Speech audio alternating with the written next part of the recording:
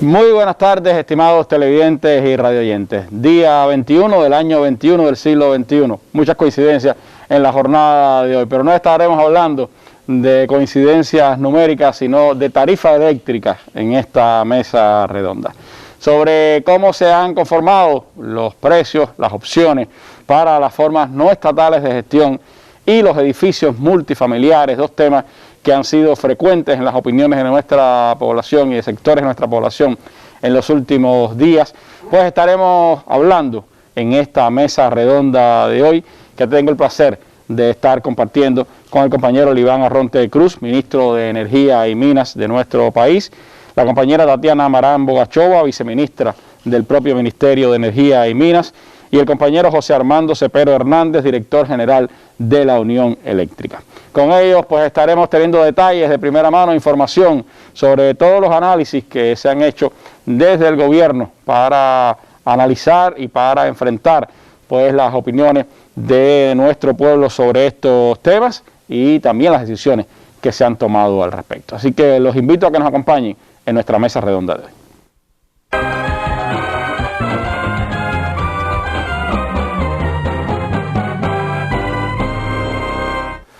Y antes de entrar en el tema de nuestra emisión de este jueves, les propongo, como es habitual, y la nuestra sección, la noticia del día. Hoy el mundo pues vuelve a mostrar cifras tremendas de contagio de la COVID-19 y también crecimiento de las cifras de muerte en todos los países, y eso resultado de este rebrote que se ha vivido desde diciembre y en este enero, y que ha marcado pues fechas tan importantes. Hoy, por ejemplo, se cumple el primer año del primer caso identificado en los Estados Unidos, y a propósito, el presidente Biden ha firmado el decreto que regresa a Estados Unidos a la Organización Mundial de la Salud, y también pues ha dado un decreto de emergencia para enfrentar la epidemia de COVID-19 en los Estados Unidos. De lo que está ocurriendo en el mundo, este resumen de las televisoras internacionales. Imagen en 3 dimensiones del virus causante del COVID, y la primera vez que podemos verlo con tanto detalle. El color no es real, pero la forma sí, y aporta datos útiles para los investigadores que buscan formas de combatir el virus, de combatir la pandemia. El país está confinado con el comercio y restauración cerrados desde el pasado viernes, pero las cifras no bajan. Por eso, el gobierno, después de escuchar a los expertos sanitarios, tiene previsto aprobar el cierre de las escuelas, guarderías y universidades de todo el país a partir de mañana. El gobierno está pidiendo responsabilidad a los portugueses porque vienen semanas muy complicadas. En el Reino Unido, 1.820 personas fallecidas por la COVID en las últimas 24 horas. Es la cifra más alta desde el comienzo de la pandemia, batiendo incluso el récord del día anterior. Y el sistema hospitalario al borde del colapso, porque cada 30 segundos se produce un nuevo ingreso por coronavirus. De Alemania nos han llegado estas imágenes, decenas de féretros amontonados en un crematorio de Meissen en el este del país. Es una de las zonas más afectadas en este momento por la pandemia. La alta tasa de mortalidad está desbordando los servicios funerarios. La presión hospitalaria ha aumentado drásticamente. La cantidad de pacientes COVID ingresados ha subido un 82%, y los más graves, los que entran en UCI, más de un 61%. Y estos aumentos se han dado solo en los últimos 15 días. Desde el 5 de enero. Estos médicos sindicados del Hospital Virgen de la Salud de Toledo denuncian directamente colapso.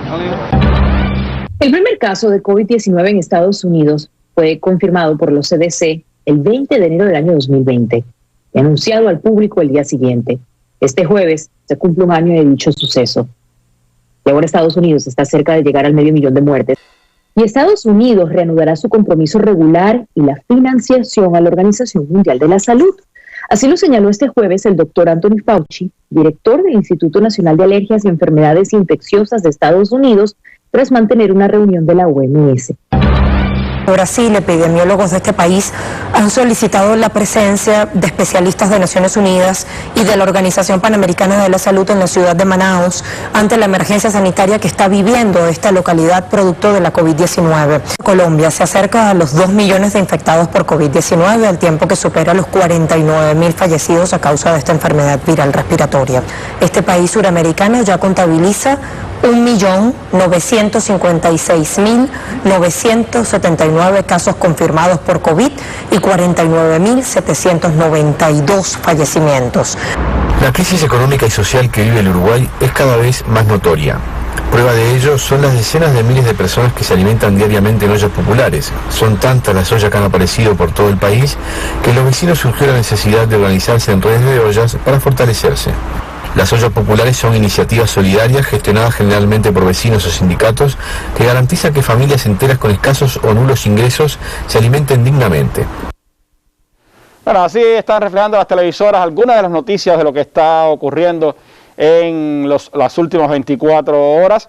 En el caso de la información mundial también está señalando que la llamada cepa británica de la COVID-19, esta cepa nueva que se ha identificado en el Reino Unido, ya ha sido detectada en al menos 60 países del orbe, una cepa que es mucho más contagiosa, no se ha identificado que sea más letal, pero sí más contagiosa del virus y por lo tanto es parte también de la aceleración que ha tenido esta pandemia. Mientras se conocía en las últimas horas que Australia registra 0 casos del coronavirus en las últimas semanas y el jefe de Estado de Australia ha pedido una burbuja en el Pacífico, mientras Vietnam acumula ya 50 días nuevamente sin contagios internos del SARS-CoV-2. En el caso de nuestro país, Cuba confirmó al cierre del miércoles 408 nuevos casos de COVID-19.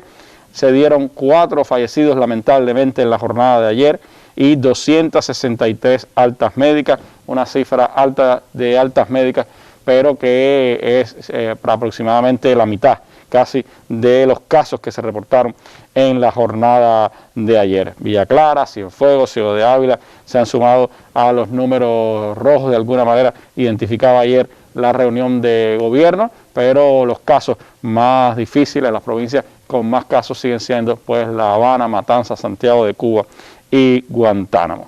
La noticia del momento pues es sin duda, la obtuvo la prensa extranjera en nuestro país y fue que ayer los científicos cubanos, los productores o los investigadores de la vacuna declararon a la prensa extranjera en Cuba que nuestro país espera fabricar 100 millones de dosis de su candidato vacunal Soberana 02 y que ya hay varios países interesados en adquirirla, como Vietnam, Irán, Venezuela, entre otros, y que también hay convenios de colaboración con otras naciones como Pakistán y la India para esta vacuna, la Soberana 02, que es la candidata líder en este momento de las 4 que se están desarrollando en el país. 100 millones de dosis serían suficientes para vacunar a todos los cubanos y además poder ayudar a otras naciones en el enfrentamiento a esta epidemia. Noticia del momento, noticia del día, con ellas comenzamos nuestra mesa redonda de hoy.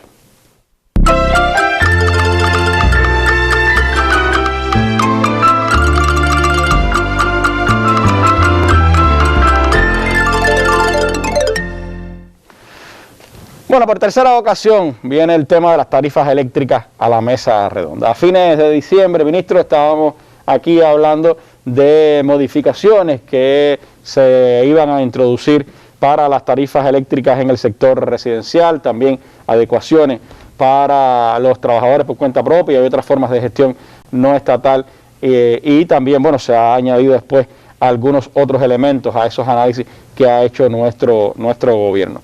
¿Cómo han sido estos análisis? ¿Cómo ha sido el intercambio de opiniones con la población? ¿Cómo se han ido implementando esas decisiones? Sí, buenas noches, Randy, a ti y a todo nuestro pueblo que están hoy sintonizados con la mesa redonda. Desde el anuncio de las tarifas eléctricas hemos estado muy al tanto de todas las opiniones de la población y hemos continuado analizando variantes. Evaluamos con interés y respeto las preocupaciones de la población que han ido llegando, de manera que todo lo que deba y pueda ser corregido se haga de una manera efectiva. Como bien explica, se revisaron integralmente las tarifas eléctricas aprobadas. El pasado 28 de diciembre comparecimos en este mismo espacio para anunciar el resultado de las evaluaciones de las tarifas de electricidad para el sector residencial y la forma de gestión no estatal. De manera general, nuestro pueblo ha agradecido la inmediatez de las evaluaciones que hemos realizado y el escenario hoy se centra en que la Unión Eléctrica está en proceso de implementar las decisiones que se han venido aprobando. Es bueno señalar que la Unión Eléctrica opera con pequeños márgenes de utilidad, es decir, su desempeño no tiene como meta lograr ventas superiores a las que hoy ella tiene. Y toda vez que su mandato estatal está en optimizar todos los consumos de los recursos energéticos que hoy dispone el país. Nosotros queríamos explicar, como ya hemos hecho en otras oportunidades, que el 48% del combustible que utiliza el país para la generación de electricidad es importado. Es decir, el crudo y el gas son el 52% en el porciento de generación y todo el fuel y el diésel es el otro 48% y ese combustible hay que importarlo. Igualmente también reiterar que para cubrir la demanda del sistema eléctrico se utilizan diferentes tecnologías y también diferentes combustibles en todo el proceso de generación. El 95% de electricidad que consumimos en el país hoy se hace con combustible fósil.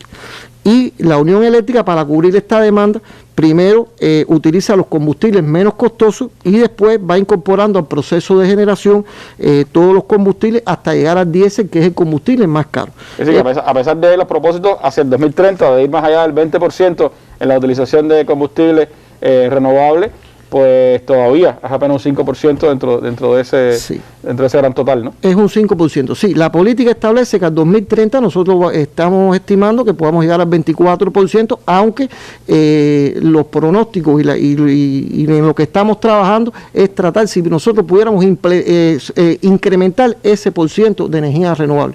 Hay un trabajo que estamos realizando de conjunto en la dirección del Ministerio bajo el grupo gubernamental para lo que es el desarrollo de las energías renovables que lleva a incrementar ese % en la generación con fuentes renovables de energía. Decir que, bueno, como bien explica, hoy el 5% solamente se hace con fuentes renovables de energía, fundamentalmente en la solar fotovoltaica, que es la que más participación tiene en estos momentos, aunque ya se incorporó la primera bioeléctrica también al proceso de generación que es con biomasa forestal y también cañera. El otro, en el cubrimiento de la demanda, el otro combustible que se emplea, que es el menos costoso, es el gas acompañante de los pozos de petróleo. Esa es la segunda, dentro de la estructura de generación, el combustible más barato y es como se cubre de esa forma, en el otro orden, la demanda de electricidad del país. Después está la generación con motores de fuel hoy, que consumen un combustible de alto vanadio que es menos costoso. Después le sigue la generación con las termoeléctricas, fundamentalmente las que queman crudo nacional, que es el combustible nuestro, el que extraemos de los pozos de petróleo. Después le sigue las térmicas, la generación con las térmicas que utilizan el fuel oil en la generación. Y después están los motores de la generación distribuida, que los primeros se utilizan primero en el cubrimiento de la demanda, los motores que son a fuel, y después el diésel, que es el combustible más costoso. Hay que decir que los picos en el sistema eléctrico y también los excesos de consumo dentro del cubrimiento de la demanda, hay que cubrirlos con este combustible que es mucho más costoso y más caro también. En resumen, no es ocioso reiterar que el proceso de generación, también de transmisión, de distribución de electricidad que tenemos en el país es un proceso costoso, por lo que el presupuesto del Estado tiene que emplear una masa de subsidios alta en cubrir los costos que hoy tiene la Unión Eléctrica. De ahí la importancia y el esfuerzo que estamos haciendo y que se hace por lograr la transformación de la matriz de generación que garantice una mayor participación de las energías renovables y también de los combustibles que son nacionales en el proceso de la generación. En general, ministro, para el análisis de los precios de las tarifas eléctricas, desde el principio, después los reanálisis que se han hecho, ¿cuáles han sido las premisas que se han tenido en cuenta? ¿Cuáles han sido las variables que se han podido modificar para poder para poder llegar a los nuevos y actuales precios? ¿Cuáles son los peligros que tenemos en ese entorno? Sí, Randy, primeramente decir que la primera premisa que hemos evaluado es mantener el objetivo de incentivar las políticas de ahorro. Como ya expliqué, la curva de demanda de nuestro sistema tiene horarios picos en el mediodía y en la noche. También la electricidad que hoy generamos se genera en la misma medida que se demanda por la población y por la economía, y no tenemos ninguna fuente en estos momentos de acumulación. Si la generación no logra satisfacer la demanda, bueno, entonces tendríamos que tener los apagones. Entonces este es el primer elemento que hemos visto. La segunda premisa es no modificar la estructura de la matriz de consumo residencial para la cocción de alimentos. De ahí que hemos buscado una coherencia entre el precio de la electricidad y también el precio del GLP para la cocción de alimentos, que tengan una coherencia estos precios. La tercera premisa fue garantizar una mayor eficiencia y reducción de los costos en la unión eléctrica.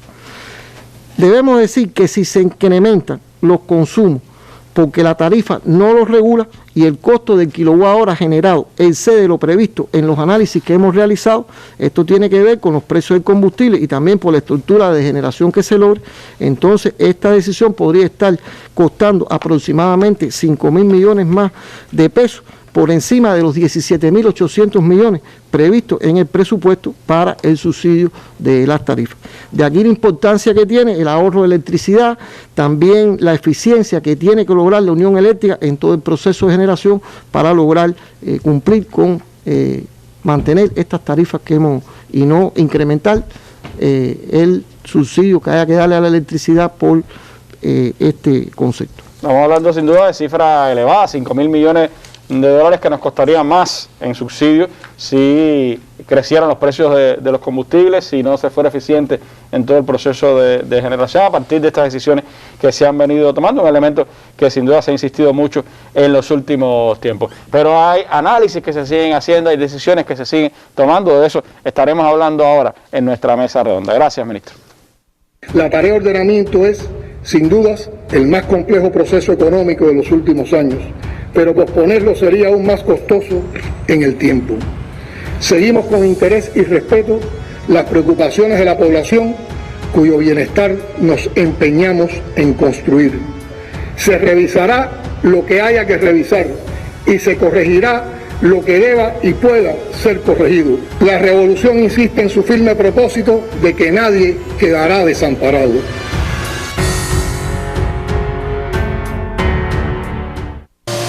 Un portal digital que hace noticias y análisis desde la palabra, los sonidos y las imágenes. Por eso, cada semana, lleva a la web su espacio audiovisual Desde Cuba. Para responder a estas interrogantes, quédate con nosotros en la primera emisión del 2021. Una producción de Cuba Debate TV que da rostros, movimiento y sonidos a los hechos más notorios o polémicos de la realidad cubana.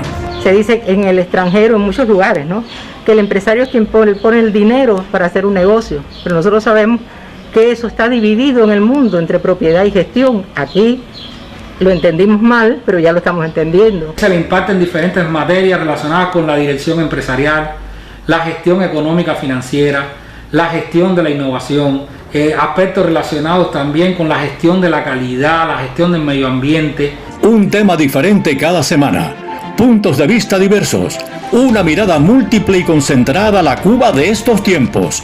Disponible en Facebook, YouTube y Picta. Dale click.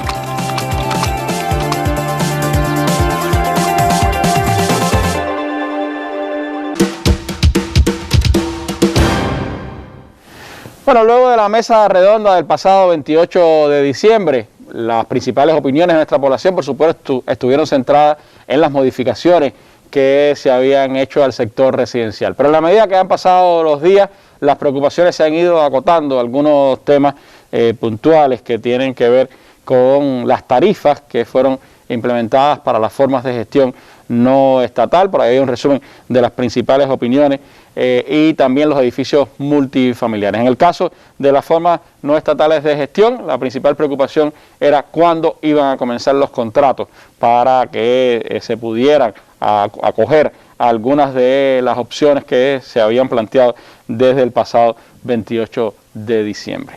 A propósito de eso, pues me gustaría preguntarle a la viceministra Tatiana Amarán sobre los análisis que se han continuado haciendo en este campo a partir de las observaciones de la población, tanto en el ámbito de las formas no estatales de gestión que ha pasado, porque todavía está como un poco indeciso el inicio de los contratos con las formas estatales de gestión, o si ya eso está decidido, y también qué pasará con las opiniones de las personas que viven en edificios multifamiliares y que muchas veces pues hay un tronco común de electricidad que no siempre puede determinar cuál es el consumo real de cada uno de las personas en los edificios. Sobre estos temas, ¿qué se ha estado estudiando y qué se ha decidido? Bien, buenas noches, Randy, para ti, para el resto de los televidentes y radioyentes que sintonizan hoy la mesa redonda. Efectivamente, los análisis no se han detenido. Desde el mismo día que se anunció la nueva tarifa eléctrica para el sector residencial, empezamos a recibir innumerables quejas, cientos, miles de quejas de opiniones, no solo quejas, y opiniones al respecto de la tarifa, no solo del residencial, sino del sector del sector residencial que desde su sector ejercía alguna gestión o alguna actividad de tipo económica dentro de las viviendas. Se empezaron a hacer evaluaciones, estudios, modelaciones de la tarifa para buscar realmente un equilibrio entre estas formas de gestión, con el objetivo de que al final no se trasladaran los precios, el peso que tenía el precio de la tarifa eléctrica en el sector residencial hacia el producto final de estas formas de gestión, ya sea en servicio, en producto o en alguna creación de orden artístico y tal. Por tanto, esta nueva variante de tarifa o estas opciones para estas formas de gestión abarcan o van a ser aplicables a aquellas formas de gestión no estatal, ya sea bases productivas agropecuarias, trabajadores por cuenta propia, cooperativas no agropecuarias, personas, artistas, creadores y cualquier otra forma de gestión no estatal que se puedan ir definiendo con el transcurso del desarrollo de nuestra modelación económica, que ejerzan su actividad dentro del sector residencial. La demora estuvo justamente en los análisis, que han sido constantes y hasta hace muy pocos días estuvimos trabajando incluso en modelar, además, a partir de las quejas que recibimos de la población, a los servicios comunes que tienen los edificios multifamiliares. Entiéndase en servicios comunes el alumbrado de pasillos, escaleras, ascensores, bombeos de agua para edificios. Y la decisión fue, de hecho, la norma legal, la resolución que aprueba esta nueva tarifa se emitió esta mañana. Es por eso que no hemos iniciado la contratación, las empresas eléctricas no han podido iniciar la contratación. A pesar de que en aquel momento se hablaron de propuestas y de opciones, eso se ha ido evolucionando hasta llegar a la resolución. A la resolución que se emitió hoy por la mañana, que va a abarcar a estas formas de gestión que, repito, ejercen su actividad dentro del sector residencial y a los edificios multifamiliares, la tercera de las opciones que vamos a ver a continuación. En resumen, las formas de gestión no estatal que abarcan las actividades que había explicado hace un momento, que ejerzan la actividad dentro del sector residencial, tendrán tres opciones para el pago de su tarifa eléctrica. Y las formas no estatales, las mismas formas de gestión no estatal, que no ejerzan la actividad dentro de la vivienda, sino que lo pueden hacer afuera, un local arrendado, o sencillamente tienen desglosado el servicio independiente de las viviendas, entonces tendrán las dos primeras opciones. ¿Cuáles son estas opciones? Bien, la primera es que pueden pagar el 100% de su consumo de electricidad por la tarifa aprobada para el sector residencial, el 100% del consumo, que tiene incluido el consumo propio de la vivienda, de la vida doméstica de esa familia, y el consumo de la actividad económica que se realiza en esta vivienda. Eso imagino sería más prudente para las actividades económicas que no tengan un gran consumo de electricidad. Exactamente. Cuando veamos la tercera opción nos vamos a dar cuenta que hasta que apareció esta tercera opción, esa era la variante más cómoda o más barata, digamos, para aquellas formas de gestión que consumían menos de 500 kWh en el mes. La segunda variante es poder pagar el 100% del consumo, igual, entiéndase, el consumo de la vivienda propiamente, más el consumo de la actividad económica que se realiza en esta vivienda, por la tarifa que hoy se aplica al sector no residencial conectado a la baja tensión. Y la tercera opción, que es nueva, esta variante no la habíamos visto antes, es de las que nos ha llevado hasta las últimas horas de evaluaciones, que además va a constituir a partir de este momento en la tarifa a aplicar a los servicios comunes de los edificios multifamiliares, implica una combinación de estas dos tarifas anteriores. Es decir, las formas de gestión no estatal que ejerzan su actividad dentro del sector residencial podrán pagar los primeros 250 kWh que consuman en el mes con el mismo precio que tiene este tramo en la tarifa residencial. Recuerden, ya de la tarifa residencial hoy no vamos a hablar, pero es una tarifa que está estructurada por bloques de consumo, que tiene subsidios en los primeros bloques bastante grandes y después va perdiendo el subsidio hasta que llega un punto en que la tarifa no está subsidiada para los consumidores que consumen por encima de los 500 kWh.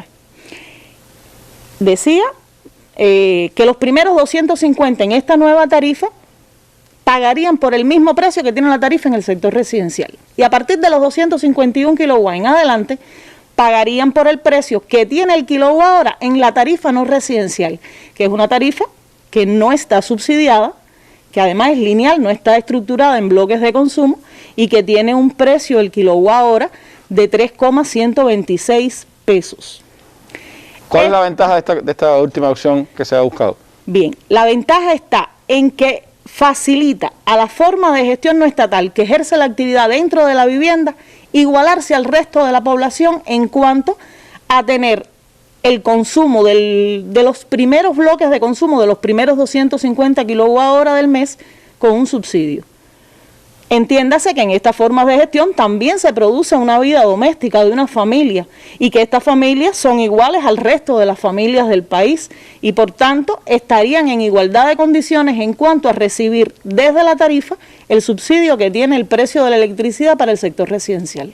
¿Y cuál es, o sea, si fuéramos a comparar una opción y otra, habría alguna manera de ver en términos de precios, de lo que significaría? Tenemos en una diapositiva que se puede mostrar una tabla que tiene varios ejemplos.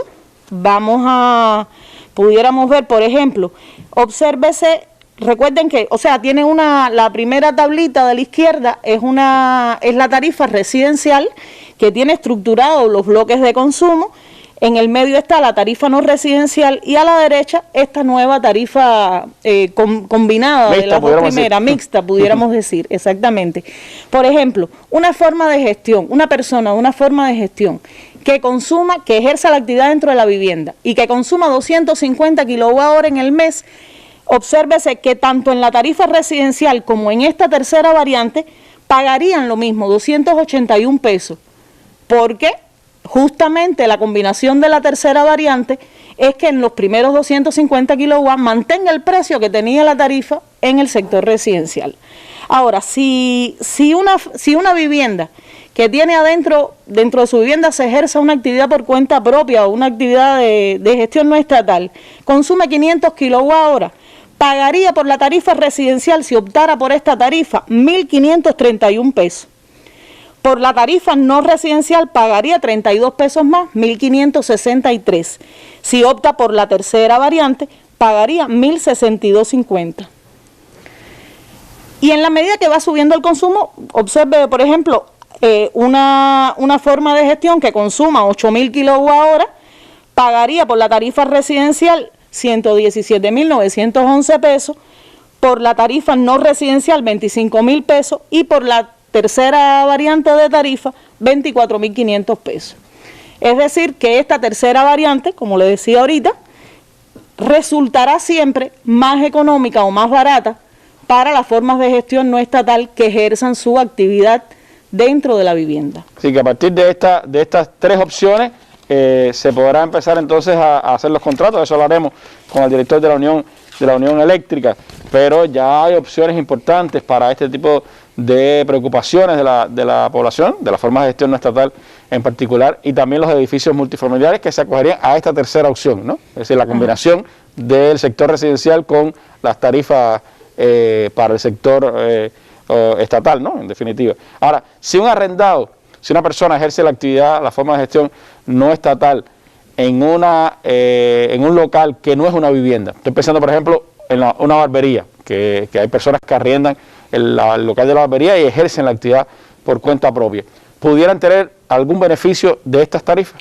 Sí, no tienen el beneficio de esta tercera variante porque no están ejerciéndolo dentro del sector residencial, pero sí tienen variante, porque estas tarifas, estas formas de gestión hasta este momento pagaban su electricidad con la tarifa aplicada al sector no residencial. A partir de ahora tendrán la opción de escoger o pagan por esta que están pagando hoy no residencial, y también pueden escoger la tarifa residencial. Digamos, el mismo ejemplo de una barbería. En una barbería los consumos, en una barbería sin clima, o sea, sin estar climatizada, los consumos no son grandes, porque lo que hay es iluminación y las máquinas de pelado no son altos consumidores de electricidad. Quiere decir que la electricidad no forma parte intensa del insumo para la actividad económica. Podría aplicarse la tarifa, si el trabajador por cuenta propia lo decide, puede optar por la tarifa residencial, y esto le permitiría abaratar el costo que tiene dentro de su actividad el gasto de la electricidad.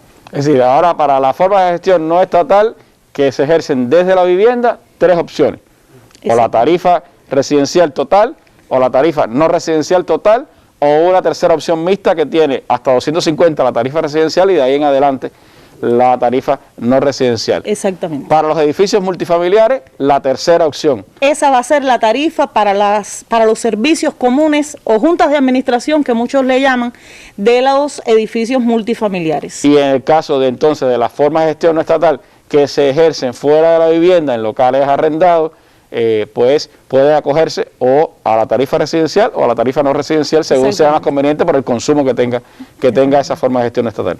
De acuerdo, así mismo es. Objetivo fundamental es no cargar sobre los precios de esa forma de gestión estatal un incremento mayor de la tarifa eléctrica. Exactamente, ese es el objetivo fundamental. Bueno, creo que importantes precisiones para quienes ejercen la forma de gestión no estatal, algunos de los cuales ya han estado acudiendo a las oficinas de la Unión Eléctrica, han estado pues buscando la manera de hacer los contratos. Eso está hoy no ocurrido, pero ¿cómo va a ser? ¿Qué va a pasar a partir de este momento? De eso estaremos hablando en breve en nuestra mesa redonda. Gracias, viceministra.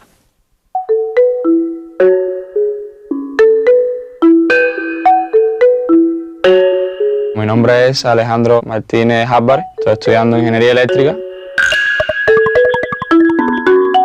Como presidente de la FEU de mi facultad, lanzamos la convocatoria de todo el interesado que estuviera en participar en el SAF, que es Centro de Atención a la Familia. Y luego entré en un hospital, en el Hospital Pediátrico La Varial, exactamente, en el tema de la atención a los muchachos positivos, coronavirus y casos sospechosos. Sí siento la parte de no poder salir y fiestar y estar con los amigos, pero esa parte más bien viene compensada con poder ayudar. Sí, en un principio sí tuve un poco de miedo, pero de los cobardes no se ha escrito nada, o sea, adelante, que es lo que hay, y ayudar un poquito a la sociedad, que es lo que hacía falta. Y siempre desde pequeño mis padres me han enseñado a dar siempre un poquito más de lo que pueda dar, y ese sacrificio por el bienestar común.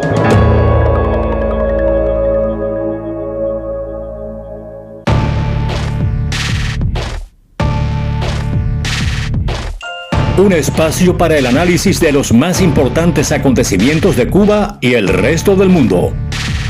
Más de 20 años con la participación de reconocidos analistas y personalidades. Mesa Redonda, más allá de la noticia.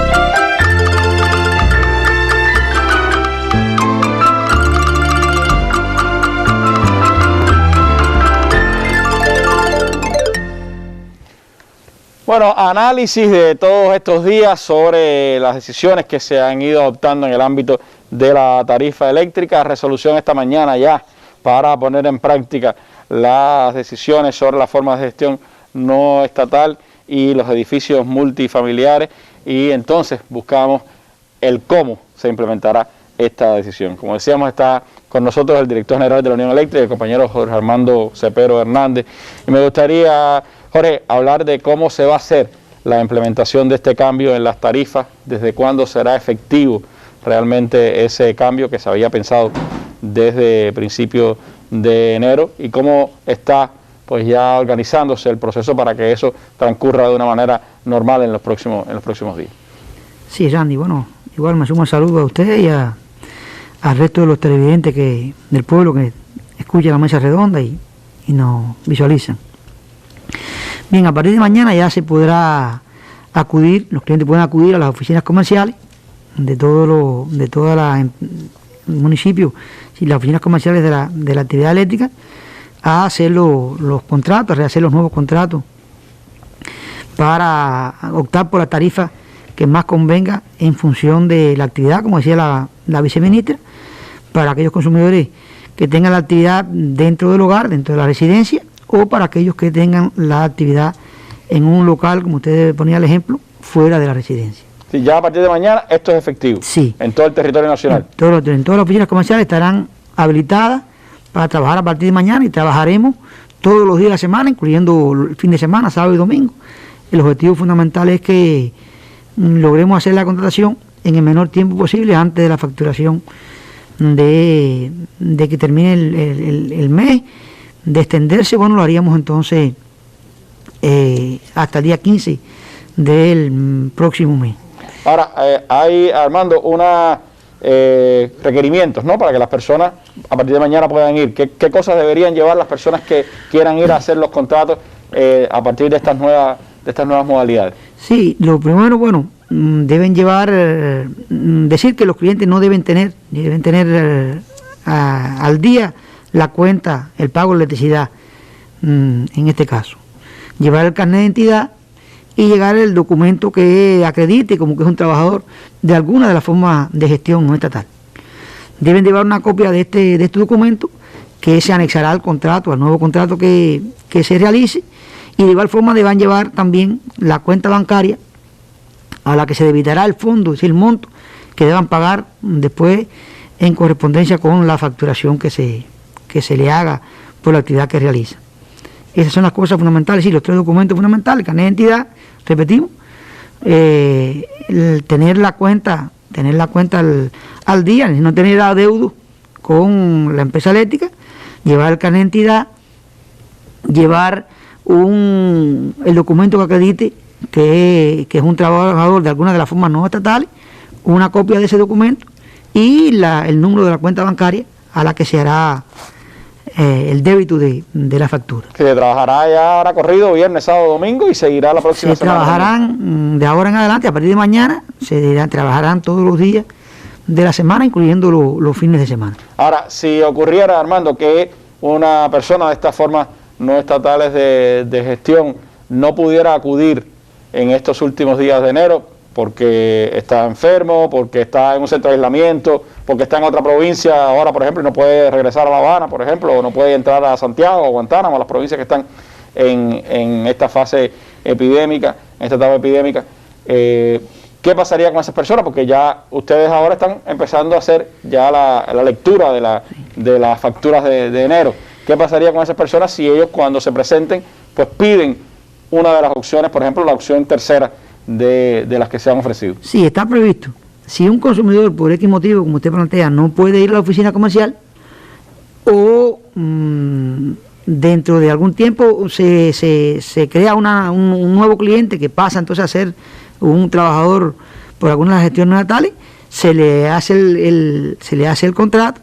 En este caso, si no pudo acudir, entonces se le pondrá en la tarifa que él opte, y si es una tarifa que reduce el precio en cuanto a la que tiene ahí hoy puesta, digamos, está en la tarifa residencial, él va a coger la tarifa ahora mixta, entonces se le hace la devolución del dinero que pudo aportar de más, o simplemente se puede dejar también ese financiamiento para entonces cubrir la factura del próximo mes, del próximo mes. Y que si lo hace a principios de febrero no tiene ningún problema, no importa que ya le hayan facturado por el sector residencial, sino que puede o recibir de vuelta lo que pagó de más o dejarlo de fondo para el pago del próximo mes. ¿Así? Es así. Bueno, hay un tema también polémico que ha salido mucho en las opiniones de la población y es el fraude eléctrico. Ya lo vamos a hacer un breve alto y regresamos con usted a hablar sobre este tema. Información de primera mano con las fuentes más autorizadas. Se potencia la vigilancia activa. Es decir, nosotros no vamos a dejar, aunque estemos ya en la nueva normalidad, en pleno apogeo económico y social, la vigilancia activa, que es la pesquisa. Abiertos al diálogo sistemático pueblo-gobierno. Raúl le dice, excelente los temas, las explicaciones dadas, pero no han explicado cuál será el tratamiento que tendrán los jubilados. Bartolo dice, hay que pensarlo de eliminar la libreta de abastecimiento. Creo que más bien se debe potenciar, incluyendo productos que están liberados. Hay varios que preguntan cuál es el efecto concreto que va a tener en el sector empresarial estas medidas. Un programa de la revolución desde la televisión, la radio y el espacio digital. Mesa Redonda, más allá de la noticia.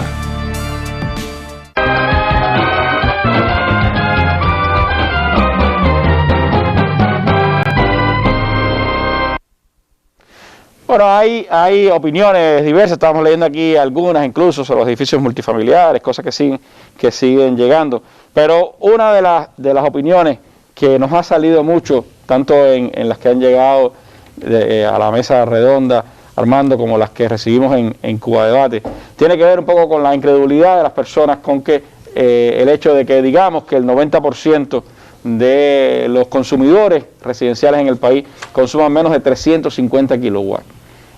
Para muchos hay elementos de de un conteo no efectivo del consumo.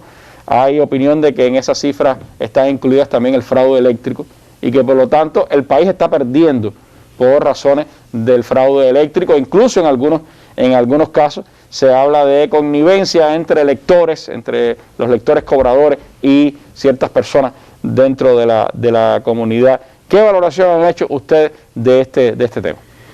Sí, efectivamente, Randy. Este es un elemento de nuestra estadística que ha generado bastante polémica en las redes. Y el debate, bueno, está asociado a que más del 90% de los consumidores consumen por debajo de los 350 kWh al mes. Así que representa el 78% del consumo total del sector residencial. Evidentemente, dentro de este porcentaje de consumidores están los que roban electricidad. Es una realidad, lo cual de alguna manera distorsiona entonces la estadística que tenemos y afecta los resultados de la organización de modo general. La Unión Eléctrica, de conjunto con las empresas de cada territorio, es la responsable de diagnosticar y hacer la evaluación e identificar estos casos. Es real también que en muchos de estos casos han estado involucrados trabajadores de nuestro sector o ex trabajadores de nuestro sector. Estamos ahí ante estas manifestaciones. Cuando se trata del robo de electricidad, bueno, en primer lugar, se aplica lo establecido en el decreto ley 260, que implica el cobro de una multa de 500 pesos al infractor y el cobro de la energía retroactiva que dejó de pagar, que puede ser hasta un año, es decir, un año por ley, podemos cobrar hasta un año de retroactivo en base a lo que se detecte en nuestro registro de a partir de cuándo el cliente empezó a infringir lo establecido. El monto de la multa, por cierto, era grande en el escenario anterior, pero ya en este no empieza a ser tan grande, ¿no? Decir que, bueno, en este momento la Unión estamos elaborando una propuesta de modificación de este decreto ley y se trabaja, bueno, de conjunto para lograr aclimatarlo ahora, bueno, a los nuevos salarios, a los nuevos precios de la electricidad. Ahí decir también, bueno, que estamos hablando, el Código Penal también recoge en el artículo 325 que puede ser también la privación de libertad desde 3 meses hasta 1 año y una multa de 100 a 300 cuotas o ambas inclusive. Como decía el ministro, hoy la electricidad tiene un alto % de subsidio y desde luego le hace mucho daño a la economía estas pérdidas por estos conceptos, y como usted decía, es de las cosas que más ha generado polémica en las redes. ¿Hay alguna estadística, Armando, que hable de cuántas violaciones se detectan, por ejemplo, en un año de fraude eléctrico? Nosotros como promedio se detectan anualmente entre los 20 y 25 mil multas se ponen por fraude eléctrico. ¿No son pocas? No son pocas. El año 2019, por ejemplo, se pusieron alrededor de 17.039 multas fue el monto y se recuperó por este concepto 35,5 GW. Sí, por cada multa que se ponen se recuperan alrededor de 2 megawatts y medio por cliente. El año 2020, a diferencia de otros años, tuvimos cerradas las oficinas comerciales y tuvimos por espacio de algunos meses que no se trabajó en el proceso de inspección, el proceso de facturación y lectura de cobro por el cobrador, y estas cifras no fueron tan representativas como otros años, pero la realidad es que oscilan entre esas cifras 25 mil multas por año. Son cifras no pocas, y bueno, razón tiene nuestro pueblo cuando habla de que por supuesto eso daña a la economía nacional, daña a la empresa eléctrica como entidad económica, y también se revierte en más costos porque se está pagando el petróleo por todos los consumidores en general de la energía eléctrica, y no todos lo hacen por igual. Hay quienes consumen y subdeclaran o roban electricidad y no lo pagan, y por supuesto son parte de las cosas que también nuestro pueblo llama la atención para seguir analizando. Hay acciones, hay que seguir tomando decisiones sobre ese tema. Recuerdo que uno de los casos también famosos que se ponían en el noticiero de la televisión por la noche era no solo de almacenes y frigoríficos de cebolla, recuerdo, sino que también había una subdeclaración extraordinaria de consumo de electricidad. Son de las cosas que, por supuesto, también es llamado la atención del pueblo en esta circunstancia en que se hace un poco más encarecido el servicio eléctrico para la población, y que por lo tanto hay que atender con mayor prontitud asuntos como este. Gracias, Armando, por sus apreciaciones. Nos quisieron cortar el aire y respiramos. Nos cercaron como nunca y el corazón abrimos. Intentaron calumniarnos y nos engrandecieron. Quebrantaron todo puente y aún así se forjaron.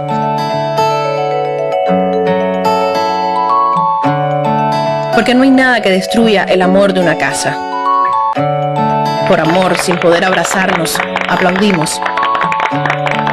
Sin tener demasiado, nos multiplicamos. Cuanto más nos quisieron dividir, más nos unimos, y cuando la noche parecía oscura, más fuerte se alzó el alba.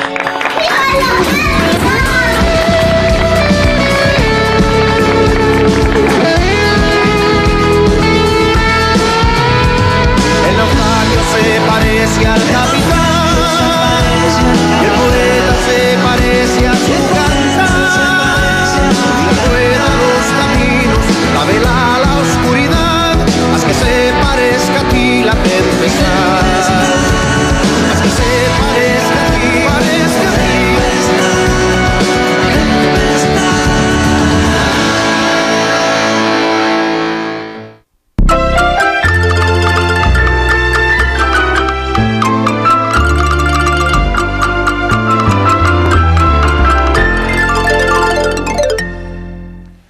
Bueno, en medio de la transmisión pues nos siguen llegando también opiniones, y como nos quedan unos minuticos quisiera aprovechar para preguntarle a la viceministra Tatiana una interrogante que nos hace llegar el colega Normando Hernández, periodista villaclareño, que dice: ¿cuánto agradecería que preguntes cómo será el pago en los edificios que por problemas constructivos y de instalación eléctrica un apartamento paga más que otro, teniendo incluso menos equipos que ese otro?